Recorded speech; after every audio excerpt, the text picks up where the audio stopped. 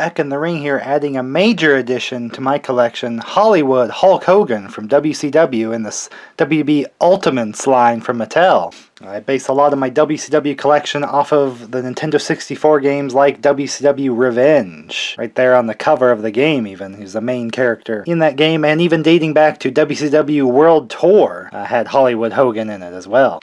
So we'll open it up, check out the figure, compare it to other Mattel figures, compare it to the Storm Collectibles Hollywood Hogan as well, and just talk about old Hollywood Hogan and why you want to add him to your collection. Career highlight of Hollywood Hogan, he was WWE champion. That don't make no sense. He was WCW champion. Whatever. You know something, brother? We're gonna open this ultimate figure. Look at this. White rimmed shades, very good. Alternate biker kind of gloved hands. We got the fists. He's got the open hands in the box. The boa hollow on the inside. Not real feathers, just plastic. But let me tell you, you don't want real feathers. I opened the Storm Collectibles one with the real feathers. Not great.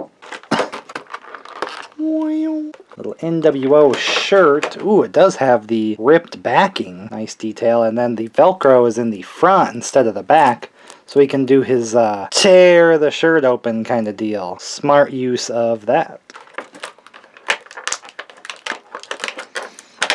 And we have what's supposed to be the WCW World title, although you can see right here at the top, it's just the WWE World Heavyweight title. They didn't make an actual WCW title, but this is what they use for it, and it's got the spray-painted NWO on it when Hogan would win it and defile it with the spray paint. Here's just kind of a regular world title, just to show that. But they're just WWE World Heavyweight Championships. They're not actual WCW ones, which is kind of disappointing that they just keep reusing them. Oh, that's just lazy.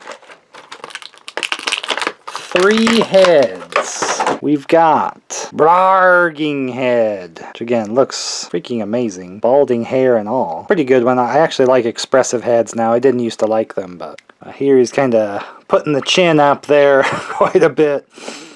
This probably might be the one I really use a lot. This kind of more plain expression, although I do like more expressive heads now, so we'll see what I decide. And I believe he is strapped.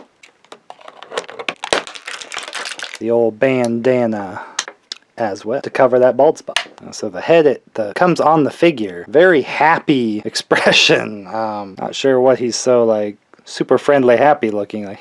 Little unfitting actually. I think probably one of the other 2 heads are going to be better to use. But he has great boot printed details, all the swirling and lightning, and his face. The NWO logos are here. An NWO weight belt. I thought usually it was Hollywood on the belt, but here they have Hollywood on his tights, which is weird. Not sure the exact date or match that this attire is from.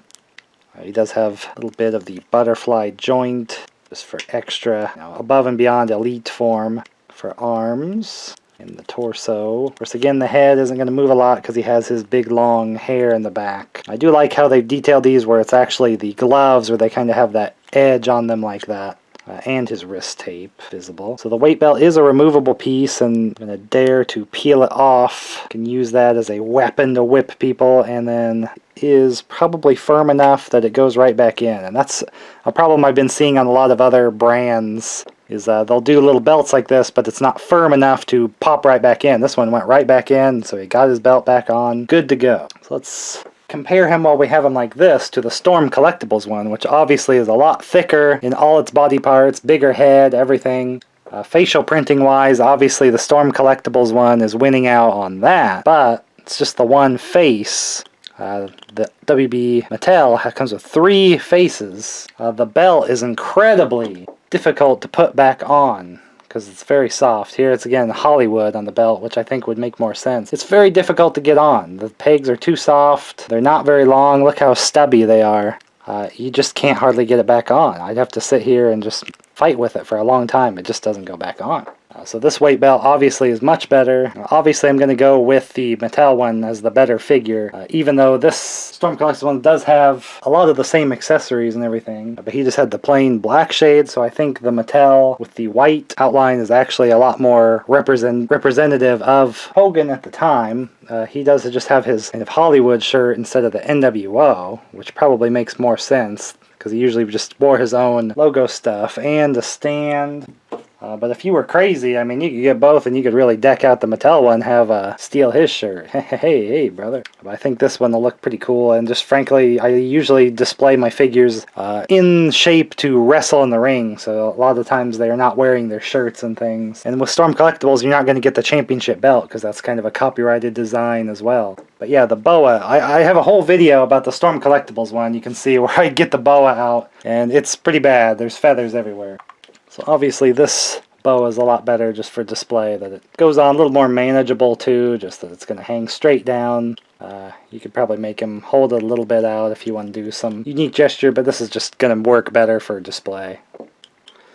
So let's switch to maybe the little less happy of a face here. I like the open hands. We'll put on the NWO shirt. Again, with this design, he's kind of getting to do his ripping the shirt off kind of gesture there, or we can close it up so we can wear it anyway. A little tight, because he is a big dude. And then, of course, that does kind of mess up the design a little bit, where you can see the seam, so not that great to display closed, but to do the rip effect, pretty cool. Yeah, definitely the white outline shades are going to look a lot cooler. And here is the Mattel bandana, sits on really great, and you can go all out. He's got his NWO World Championship, and let's go nuts, put on the boa.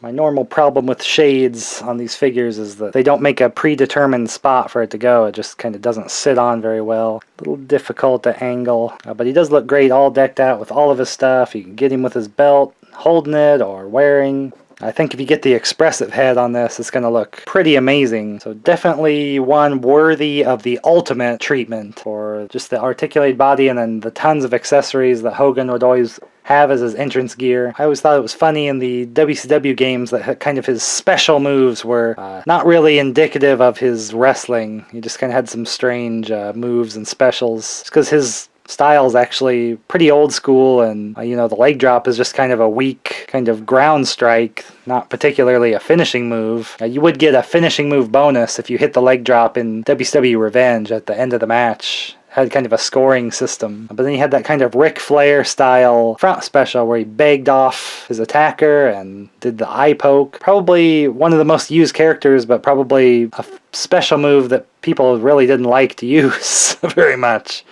Didn't knock them down or make them pinnable. And then from behind he kind of had some strange roll-ups that the real Hogan wouldn't really use a whole lot. But it kind of balances them in a way that people want to use the other characters that have better special moves to use than Hogan being kind of that wrestler everybody knows, but actually not that varietied in the ring a whole lot as far as moves go. He was a big cheat even when he was red and yellow, so once you go Hollywood it is even worse. So big time necessary addition for my collection of the Nintendo 64 era of WCW. Here we got the NWO Macho Man, scaled pretty well. Macho Man was just a bit shorter than Hogan. And we have Sting, which was also nowhere near as tall, but sized pretty well there. I wish they would have got to just do his normal singlet attire for Sting, but this seems to be the only Crow Sting other than Wolfpack, which was in the WCW Revenge game. And the Giant, not Andre the Giant, just the Giant. Plenty taller than Hogan, which is good. Putting the world title around the weight belt, you actually can't quite reach it, I don't think, to strap that on. Kind of have to take one off if you're going to pose him with the belt. Or kind of get it up above. Can get that on there that way, if you want him to wear it. Usually he would just carry it, kind of doing his old air guitar on the World Championship. But yeah, perfect cornerstone piece for my WCW collection. Probably just opposite of Sting in importance. Just kind of define that time period, Sting versus Hogan. So we'll see if there's any more NWO members that can come out, some of the smaller time members, or just other WCW figures just don't get released that often by Mattel unless they're the big time guys like Hogan, Sting, Macho Man, Ric Flair. I want a lot of the underling kind of guys, you know, Bryan Adams, Scott Norton, Vincent. I mean, guys that were all in that game. We need a full NWO to go with a lot more WCW guys as well, because actually not too many other just WCW wrestlers either, especially that precious cruiserweight division. You'll have to cruiserweight for those figures, brother. Shut up, Hogan, come on. So I opened all my wrestling figures of this time period, and other wrestling collections that I collect, and other collectibles I just open here and show. So get subscribed, and I'll see you in the next video, whatever strikes you as interesting. Boot.